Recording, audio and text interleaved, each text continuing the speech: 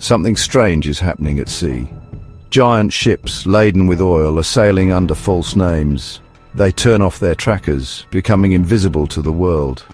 These are the ghost ships of the Kremlin, Russia's secret oil fleet.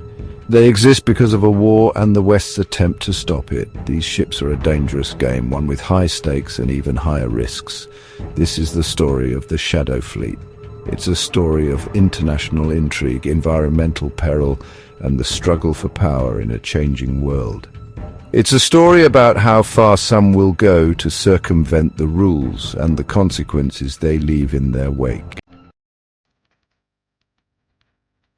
The story begins in 2022.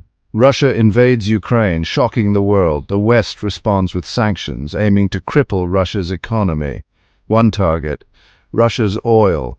Oil is Russia's lifeblood, funding its war machine. But Russia has a plan to create a fleet of phantom tankers. These ships will operate outside the law, hidden from the eyes of the world. Their mission: to keep Russian oil flowing.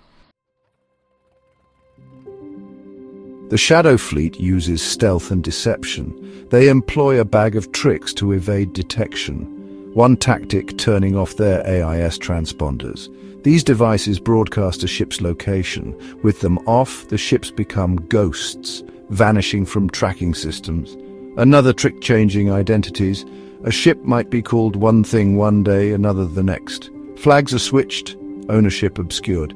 It's a high seas game of smoke and mirrors.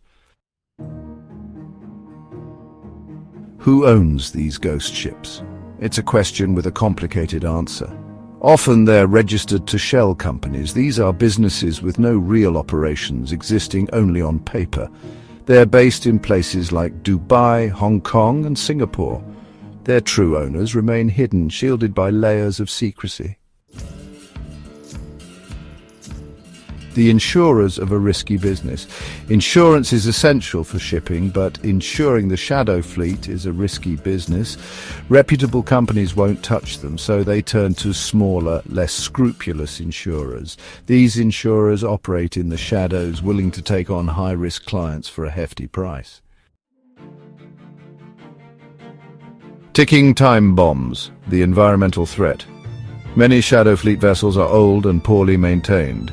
They're accidents waiting to happen. An oil spill from one of these ships would be an environmental catastrophe, but accountability is almost impossible. The ship's true owners are hidden. Tracking them down is like chasing ghosts. The thirst for black gold. Who's buying? The Shadow Fleet delivers its illicit cargo all over the world, but the main buyers are countries like China and India. They're hungry for cheap energy, and they're willing to turn a blind eye to where it comes from. This demand fuels the Shadow Fleet, making it a lucrative, if dangerous, business. The limits of sanctions, a global game. The West has tried to stop the Shadow Fleet with sanctions, but it's like playing a game of whack-a-mole. Sanction one ship, another pops up under a new name.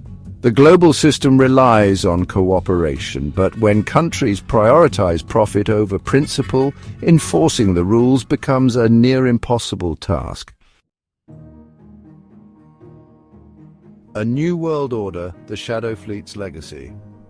The Shadow Fleet is more than just a collection of ships. It's a symptom of a changing world. A world where the old rules are breaking down, where power, money, and self-interest often trump international cooperation. The ghost ships of the Kremlin are a stark reminder of the challenges facing the international community. They highlight the limitations of sanctions, the allure of profit, and the enduring power of those willing to operate in the shadows.